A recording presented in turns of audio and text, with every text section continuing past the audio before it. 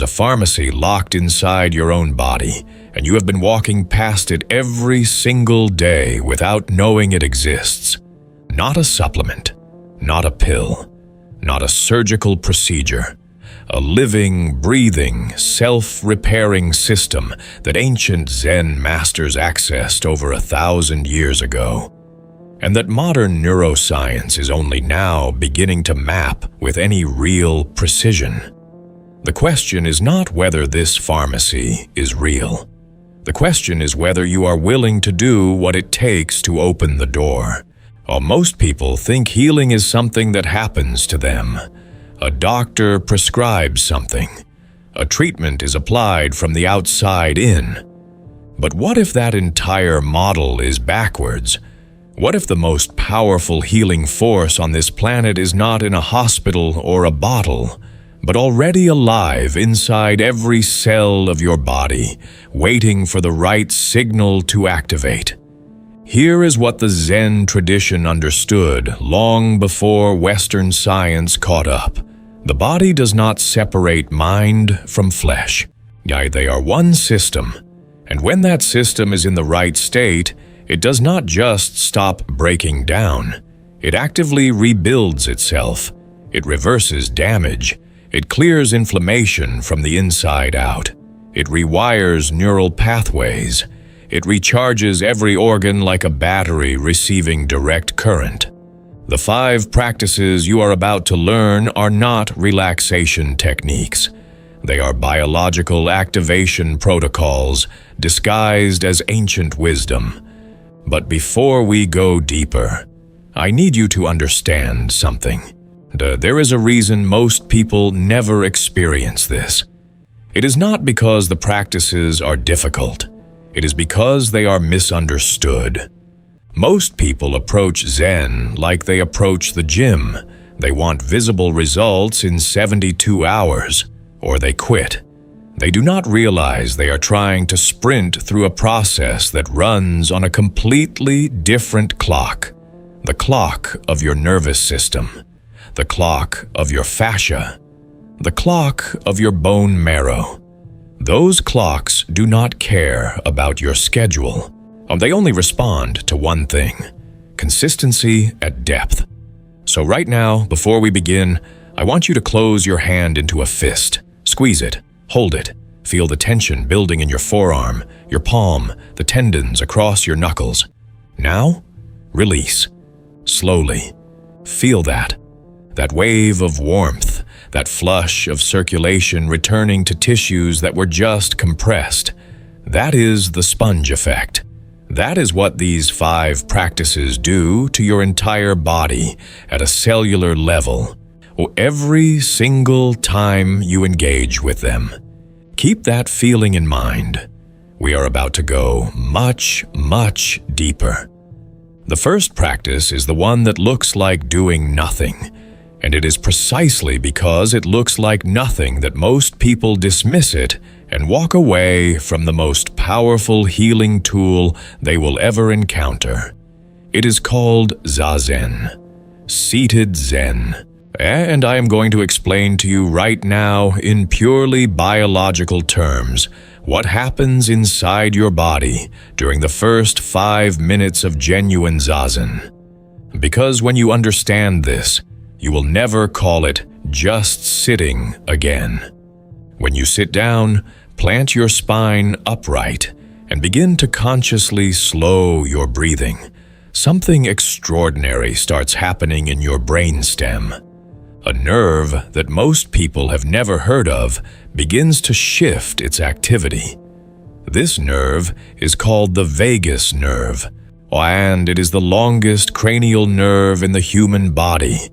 It runs from the base of your skull all the way down through your throat, wraps around your heart, threads through your lungs, branches across your stomach, and reaches into your intestines. It is the direct communication line between your brain and every major organ you have. And here is the critical thing. Most people live their entire lives with that line almost completely muted, and they are in chronic sympathetic activation. the fight or flight state, even while sitting at a desk or trying to sleep. The vagus nerve is barely whispering. During Zazen, something completely different happens. As you straighten your spine and drop your breathing into a long, controlled rhythm, your heart rate begins to slow.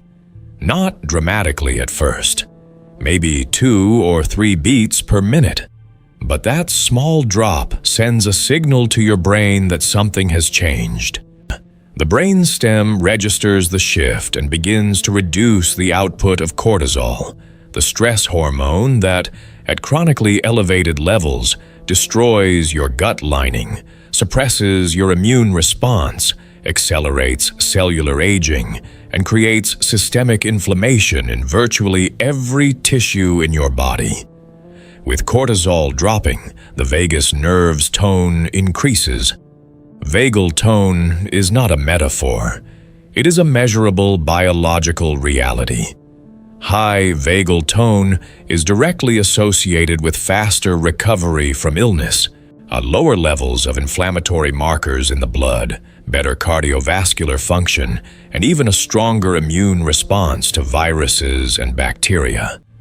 Low vagal tone is associated with depression, chronic fatigue, autoimmune conditions, and accelerated aging. Zazen, practiced correctly and consistently, is one of the most reliable methods ever discovered to increase vagal tone. Not because of mysticism, because of what it does to your breath, your posture, and the feedback loop between your body and your brain. But there is a deeper layer. When you sit in Zazen for more than 12 to 15 minutes, your brainwave activity begins to shift. The dominant frequency moves away from beta waves, the fast, anxious, problem-solving state most people never leave, and begins to settle into alpha and eventually theta. Theta brainwaves are the same frequency your brain produces during deep creative work, during the moments just before sleep, and during states of deep meditation. In theta, something remarkable happens to your immune system. Natural killer cell activity, the cells your body uses to hunt and destroy cancer cells and virus-infected cells, measurably increases. Your body's production of immunoglobulin A, a critical antibody that lines your respiratory and digestive tracts, goes up. The entire inner ecosystem of your biology shifts into a state that, at every level, prefers repair over destruction. Thus, this is not mysticism. This is documented, peer-reviewed physiology. The monks were not chasing enlightenment by accident. They were systematically engineering the most healing state the human organism is capable of producing. The second practice is one that has been almost completely lost in Western adaptations of Zen, and that loss is a tragedy. So it is called kinhin, Zen walking, and the difference between ordinary walking and kinhin is the difference between skimming the surface of water and diving to the ocean floor. During ordinary walking, you are a machine executing a motor pattern. Your mind is somewhere else, planning, worrying, scrolling through thoughts like a news feed that never stops. Your muscles are working, yes, but your nervous system is barely registering any of it. The movement is mechanical, disconnected, you operating on autopilot. The healing potential of that state is essentially zero. During kinhin, you walk at a fraction of your normal pace. You feel every shift of weight from heel to mid-foot to toe. You feel the breath coordinating with each step. You feel the ground, not metaphorically. You actually feel the texture, the temperature, the resistance. You scan upward through your body with every step, noticing how the movement travels from the arch of your foot through the ankle, up the shin, see into the knee, the hip, the lower spine. You are not watching yourself from the outside. You are inside the experience completely. What this does to your lymphatic system is profound. Unlike your cardiovascular system, your lymphatic system has no pump. Your heart drives blood circulation. Nothing drives lymph circulation except movement and breathing.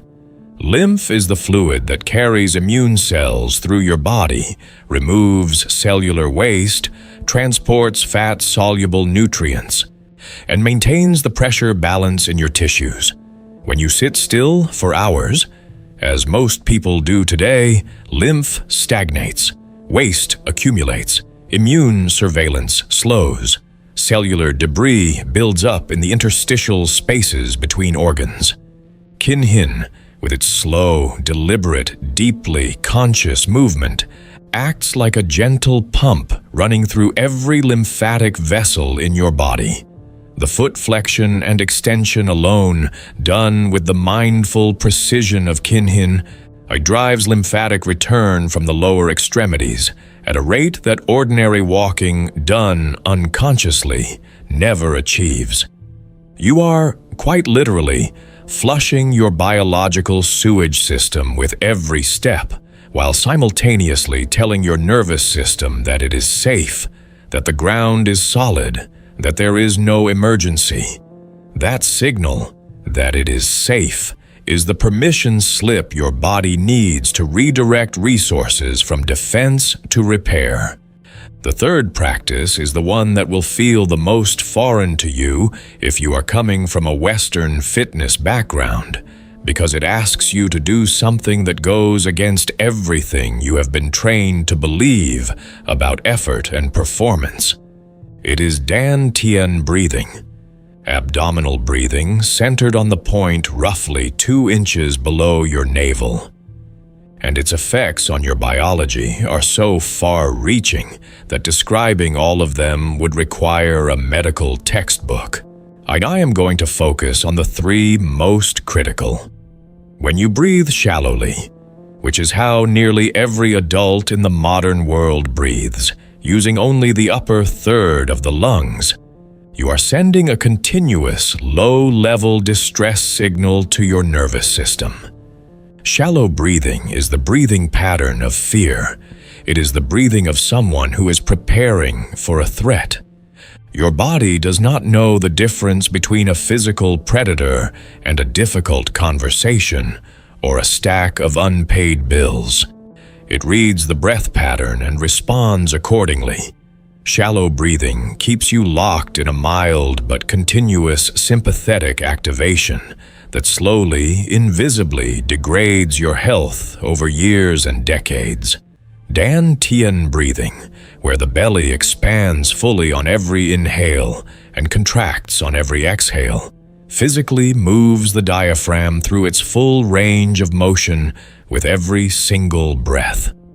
That full diaphragmatic movement does something you may not expect. It massages your abdominal organs. The diaphragm sits directly above the stomach, the liver, the spleen, and the upper portion of the intestines. When it descends fully on the inhale, it applies gentle pressure to all of those organs. When it rises on the exhale, it releases. 30 breaths per minute of shallow upper chest breathing. 0 mechanical stimulation to the digestive and immune organs. 12 breaths per minute of full Dan-Tien breathing. 12 complete cycles of compression and release, pumping blood and lymph through the liver, stimulating peristalsis in the intestines, and increasing bile flow from the gallbladder. Over a single hour, that is 720 organ compressions versus 0. Over a lifetime, the cumulative difference in the health of your digestive system, your immune system, and your detoxification capacity is staggering. The second effect involves nitric oxide. When you breathe slowly and deeply through the nose, as Dan-Tien practice requires, The nasal passages and sinuses release a compound called nitric oxide into the inhaled air. Nitric oxide is a vasodilator. It causes blood vessels to expand, increasing blood flow throughout the body. It also has direct antiviral and antibacterial properties. It is one of the primary immune defense mechanisms of the respiratory tract. Fast, shallow mouth breathing produces almost none of it. Slow, nasal, diaphragmatic breathing produces it in abundance with every single inhale. This is not an ancient mystical claim. This is established respiratory physiology that emerged from research on nitric oxide's role in cardiovascular and immune function. The fourth practice moves into territory that even many serious practitioners of Eastern traditions underestimate. It is called metta, or loving-kindness practice, and I am going to tell you exactly what it does to your biochemistry, because once you understand the mechanism, you will never see it as a soft or optional practice again. Metta is the practice of deliberately generating feelings of warmth, goodwill, and compassion, first toward yourself, then expanding outward to others, including people you find difficult, and eventually to all living beings. It sounds gentle. What it does to your hormonal environment is anything but passive. The primary biological mechanism involves oxytocin. Oxytocin is a neuropeptide produced in the hypothalamus and released by the pituitary gland. Most people know it as the bonding hormone. It floods the system during childbirth, during physical touch, during deep moments of social connection. What most people do not know is that oxytocin is also one of the most powerful anti-inflammatory compounds your body produces naturally.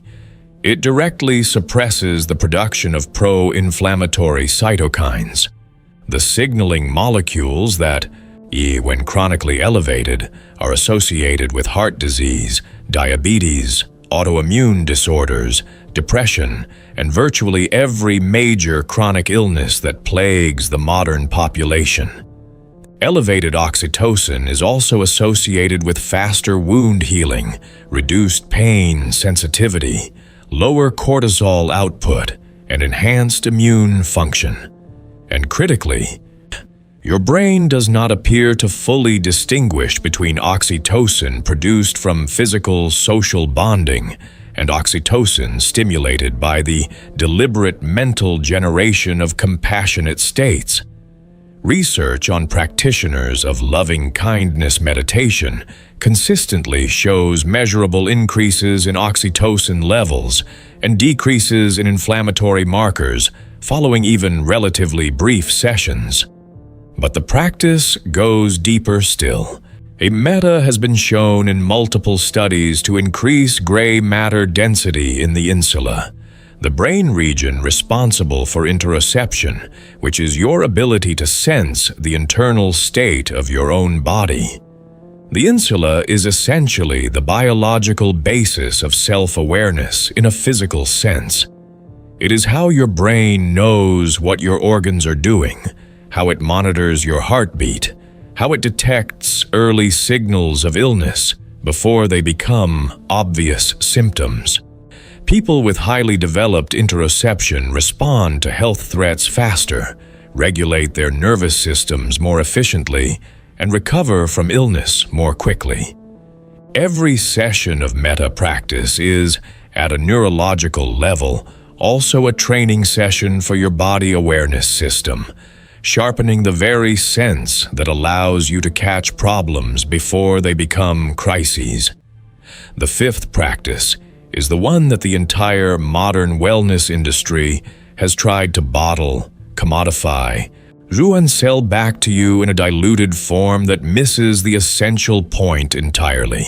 It is the practice of the Zen tea ceremony, chado.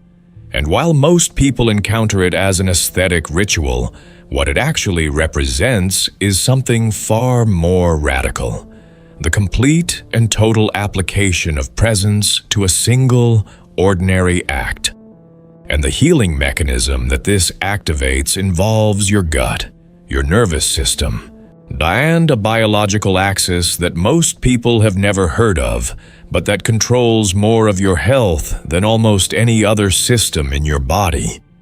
The gut-brain axis is the bidirectional communication network between your enteric nervous system, sometimes called the second brain, a network of over 100 million neurons lining your digestive tract, and your central nervous system. These two systems are in constant conversation through the vagus nerve, through hormonal signals, and through the microbial community of trillions of organisms living in your intestines. Your gut bacteria produce approximately 95% of your body's serotonin, not your brain. They produce significant quantities of dopamine precursors, gamma-aminobutyric acid, and dozens of other neuroactive compounds that directly influence your mood, your cognitive function, your stress response, and your immune activity. The state of your gut microbiome is inseparable from the state of your mental and physical health. What destroys the gut microbiome fastest, outside of antibiotic overuse, is the chronic sympathetic activation state. When you are stressed, blood flow to the digestive tract decreases. Digestive enzymes are suppressed. Gut motility slows. The tight junctions between intestinal cells begin to loosen, allowing partially digested food particles and bacterial fragments to enter the bloodstream, a condition known as intestinal permeability, which triggers a systemic immune response and contributes to chronic inflammation throughout the body. And what does the Zen tea ceremony do? It forces you, through the precision and slowness of its ritual, into a state of complete present moment absorption. You must be fully here. You must attend to the temperature of the water, the weight of the bowl in your hands, the color of the steam, the sound of the water pouring. There is no room for the anxious future thinking that keeps the sympathetic nervous system activated. And in that state of absorbed presence, blood flow returns to the digestive tract. Digestive enzymes resume their work. The intestinal lining tightens and heals. The gut microbiome, receiving the right neurochemical environment, begins to thrive. The tea itself, when it is prepared as in traditional Zen ceremony using high-quality matcha, delivers a compound called epigallocatechin galati, a polyphenol that has demonstrated the ability to selectively feed beneficial gut bacteria, suppress pathogenic bacteria, reduce intestinal inflammation, and cross the blood-brain barrier to exert neuroprotective effects. But the tea is almost secondary to the state the ceremony generates. The point of chado is not the tea. The point is that you have trained yourself to bring your entire nervous system into a healing state around a single cup. And once you can do it with a cup of tea, you can do it anywhere, anytime, around anything. That is the real transmission. These 5 practices are not 5 separate tools. They are 5 entry points into a single underlying state.